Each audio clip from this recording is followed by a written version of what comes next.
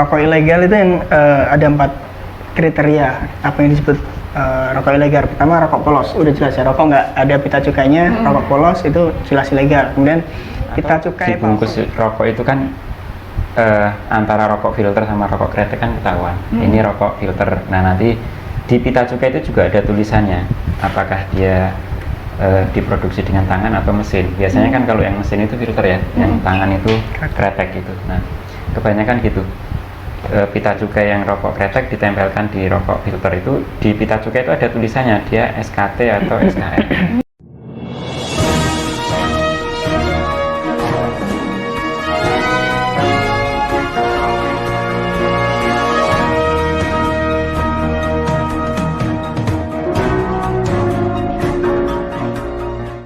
Nah, biar gak kaget gitu ya. Nah, yang dari tadi nonton sambil ngantuk ya, kita segarkan lagi dengan obrolan kita seputar peredaran rokok ilegal gitu ya. Kalau kantor, berarti kan ini dari Tegal ya Pak ya? Ya. yang lokasinya di Tegal. Bea Cukai Tegal itu membawahi berapa wilayah sih Pak?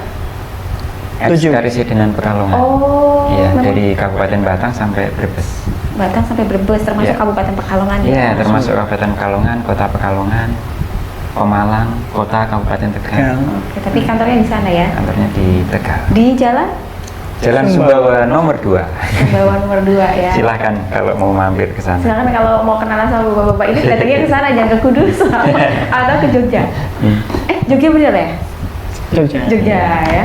Nah, Pak Ega dan juga Pak Bambang, ya, ini juga tadi di belakang sempat ngomong pengen ini nih, pengen share Instagram ya Pak, media sosial Bea Cukai Tegal, mungkin ingin menginformasikan atau bertanya ya masyarakat Kabupaten Pekalongan khususnya, mungkin Pak bisa disebutkan.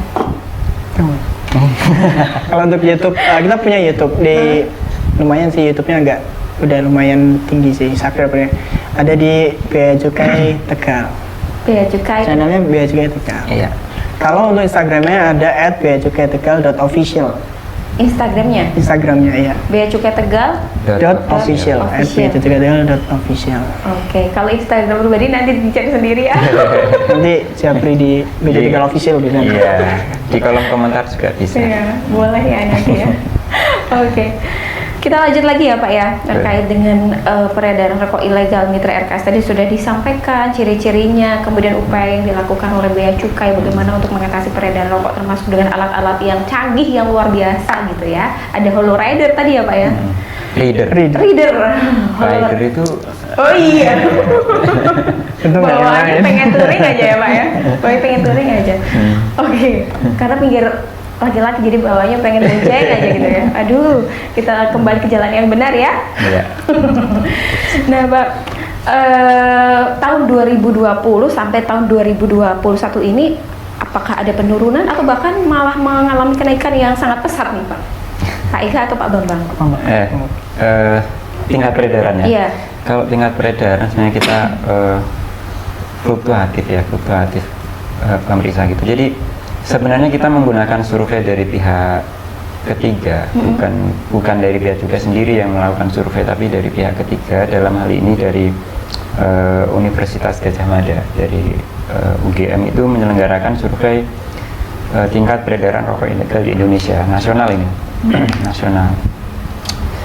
2020 itu kalau nggak salah sekitar 7% ya, 7%. 2021 kita turun sekitar 3%.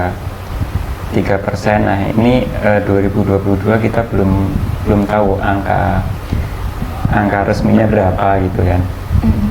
Tapi indikasi dari banyaknya tangkapan yang dilakukan oleh Bea Cukai Tegal sendiri kok sepertinya naik. Sepertinya naik. Iya. Oke, berarti di garis bawah naik ya.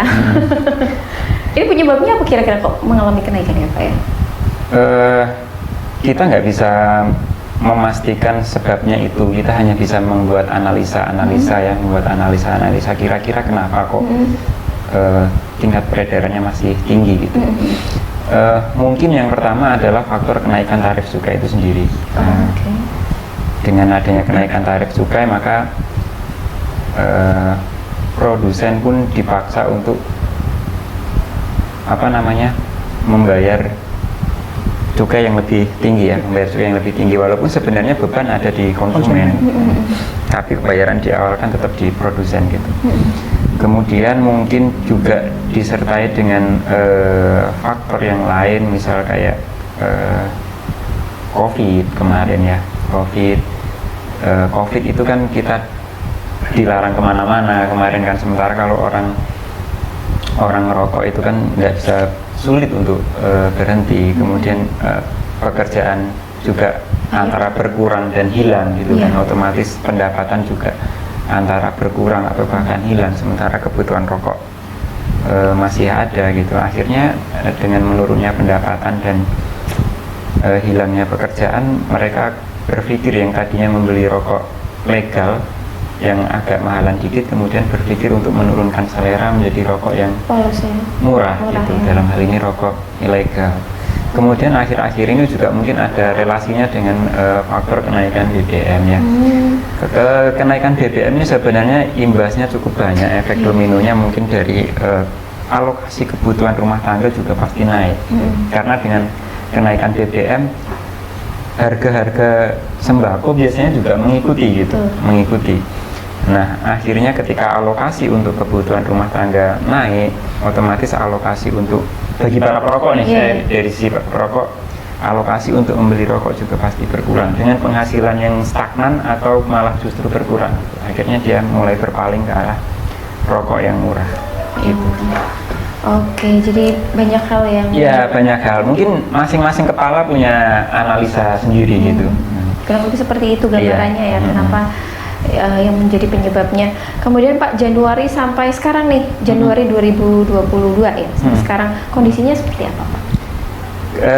Per 30 September ya, kita biasanya cutting data itu setiap triwulan. Jadi per 30 September kemarin untuk Bea Cukai Tegal sendiri kita 99 kali penindakan ya, 99 kali penindakan dengan jumlah batang lebih dari 15 juta. 15 juta batang berhasil kita amankan gitu.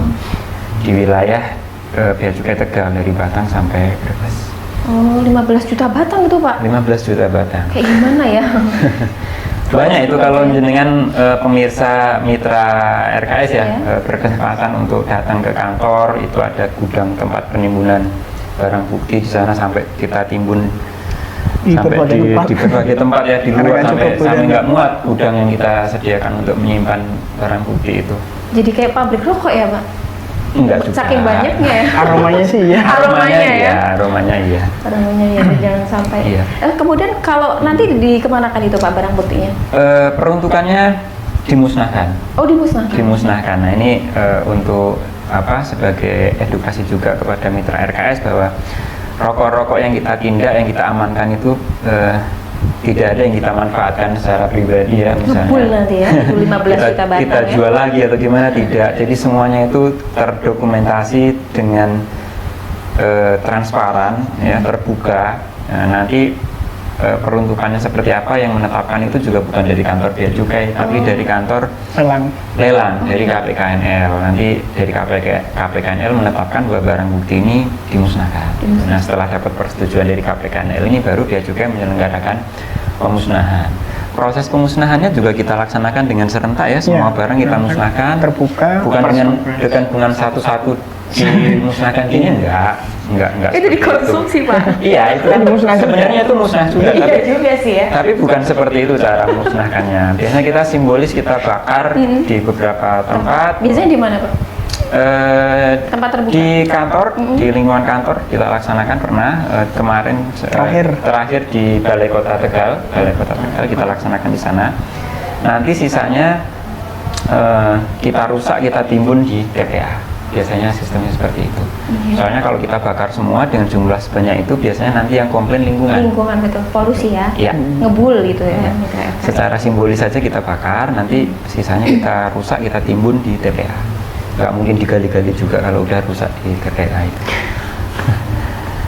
Oke. Gitu. 15 juta batang kalau dikonsumsi satu orang nanti bisa-bisa kayak gimana gitu ya? Ya. Ngebul ya Pak ya. Mengguk. Berasap nanti kepalanya. Itu rokok ilegal. Iya.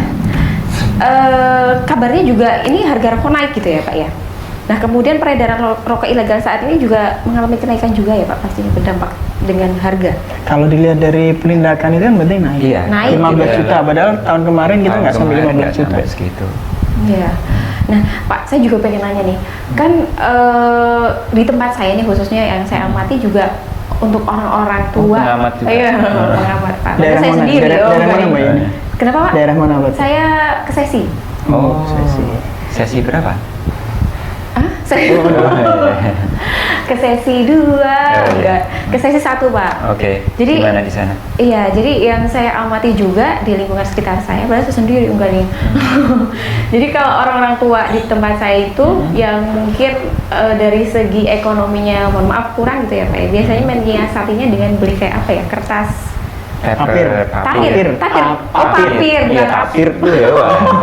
papir, nah itu papir, terus beli apa tuh Pak tembakonya ya? Iya, Dilinting tembakonya, sendiri pakai dilinting alat sendiri. gitu ya, alat itu juga termasuk ranahnya Bea Cukai Tegal nggak sih Pak? Nah, kalau yang seperti itu masih boleh. Oh masih boleh. Beli tembakau rajanya, tembakau iris yang masih on-onan itu belum dijual untuk eceran. Iya. Kemudian dilinting sendiri, dikonsumsi sendiri itu masih boleh. Kecuali kalau udah ngelinting terus dijual, nah Dibungkusin itu lagi pakai dibungkusin, bungkus terus rokok, nah itu dijual nggak ilegal Oh, nggak kalau boleh. dikonsumsi sendiri nggak apa-apa. Boleh. Nggak apa-apa. Boleh. Tapi si apa namanya penjual papir ya namanya? Penjual Pak, kertas iya. sama tembakonya biasanya satu toko tuh biasanya. Nggak apa-apa juga berarti? Nggak apa-apa. Selama yang dia jual itu masih dalam bentuk tembakau iris belum dikemas. Oh. Belum dikemas untuk penjualan eceran, belum ada mereknya. Oh belum ada mereknya. Nah, itu masih boleh. Tapi ada juga Mbak, tembakau iris yang udah ada mereknya juga ada. Itu tetap Ada. kita kenakan cukai. Syaratnya itu tembakau iris tapi belum dikenakan merek. Merek. Oh. Tapi kalau udah di merek ya tetap aja kena. Udah dikemas misalnya setiap 10 on atau 15 on sudah ada mereknya, nah itu sudah kena juga. Karena ada mereknya itu ya. Hmm. Oh gitu. Jadi nggak apa-apa nih ya berarti Pak ya. Iya. Ah saya aman nih. Enggak deh. Saya nggak merokok Pak. Nggak, ini nginang atau Pakai suruh. pakai Bapak suruh. ini tahu banget gitu ya, bisa ngerti ini. Bukan tahu banget, tembakau banget. Oh, apa saya bawa tembakau ya? Ya kalau tahu kan Sumedang. Oh iya. Baiklah Pak, kita pulang aja lah. Enggak deh, kita masih ada sesi selanjutnya Mitra RKS ya. Ya. Bersama Pak Babang ya dari Kudus dan juga Pak Ega. Ega Dari Tegal. dari Tegal ya. Jangan kemana-mana, tetap di sini saja.